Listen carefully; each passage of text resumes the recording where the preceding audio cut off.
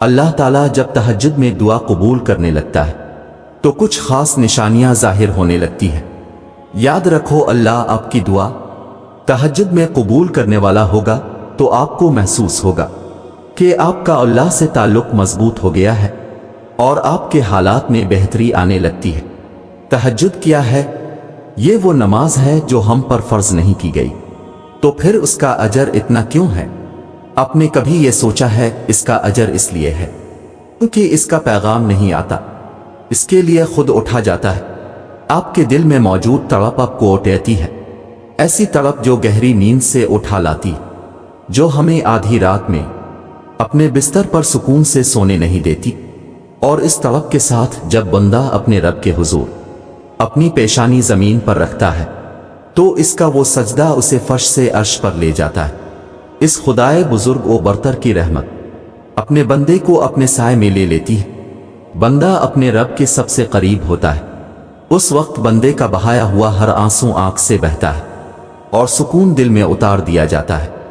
हर तकलीफ हुआ में खोसी जाती है। उस वक्त रब इतना करीब महसूस होता है कि लगता है बस वो हमें ही सुन रहा है। वो हमारे अंदर एक ऐसा यकीन पैदा कर देता है कि इसने हमारी मांगी हर दुआ को कबूल कर लिया है और हमारी हर ख्वाहिश को सही वक्त पर पूरा कर देगा। तहज्जुद का वक्त खुदा की मोहब्बत का उरूज होता है। तहज्जुद बहुत खास होती है, बहुत खास। तहज्जुद अल्लाह की तरफ से हमारे लिए एक ऐसा बंद दरवाज़ा है जो सिर्फ तहज्जुद की इबादत से ही खिलता है। ये दरवाज़ा सिर्फ इन लोगों के नसीब में होता है जो वाकई अल्लाह के करीब होते हैं, और सबसे बढ़कर अल्लाह खुद उन्हें तहज्जुद की तरफ लाता है। रहता तो वो खुदा हर तरफ है, पर तहज्जुद में खास सिया काली चादर के पीछे रात की अंधेरी में सिर्फ वही लोग अल्लाह को देख पाते हैं जिसने अल्लाह से बेपनाह मोहब्बत की हो। उस वक्त अल्लाह और आपके दरमियान होने वाली गुफ्तगू, आंसुओं से भरी हिचकियां, दिल में की गई बातों की आवाजें सिर्फ अल्लाह के सिवा और कोई नहीं सुन पाता। उस वक्त तहज्जुद के सजदे में ना तो सर उठाने का दिल करता है और ना ही आसमान से नजर हटाने का। और अगर ऐसा हो जाए कि कभी इसी दौरान तुम्हारी अल्लाह से तहज्जुद में मुलाकात हो जाए और वो तुम्हारे रूबरू आ जाए, वो मंजर तुम्हारे लिए मौजिज़ा से कम नहीं। तहज्जुद पढ़ने वालों के लिए मुजिज़े गैब से उतारे जाते हैं। रात की तारीकियों में जब कोई शिद्दत से अल्लाह को पुकारता है तो सारे अर्श वाले इसकी जानिब मुतवज्जे हो जाते हैं। फिर अल्लाह फरमाता है, कहो क्या मांगते हो, कहो क्या फरियाद लाए हो, कहो क्यों रो रहे हो, ए दिन भर मुस्कुराने वाले।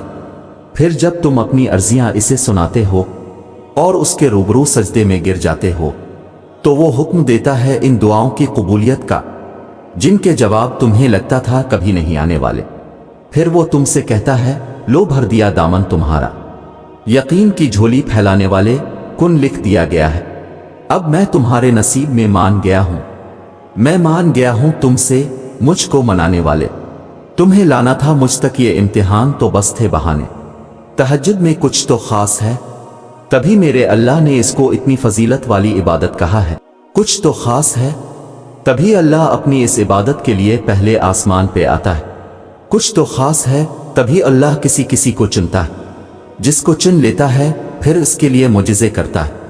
तुम्हारा तहज्जुद तक आना ही तुम्हारी दावा की कबूलियत की सबसे बड़ी निशानी है। फिर तुम क्यों इसकी देरी को इसका इनकार समझते हो? तहज्जुद अल्लाह की तरफ से दावतनामा है।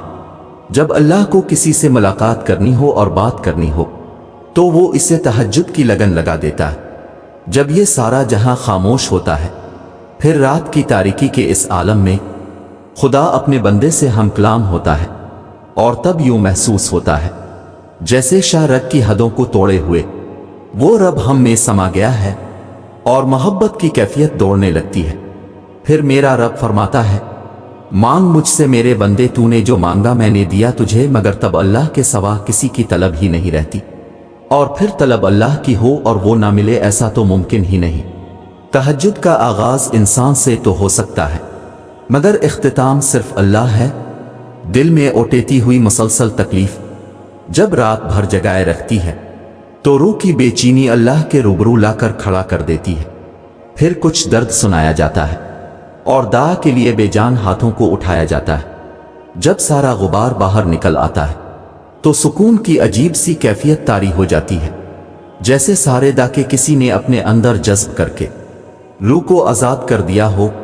اللہ سے کی گئی وہ ایک ملاقات، وہ ایک گفتگو ساری الجھنیں سلجھا دیتی ہے۔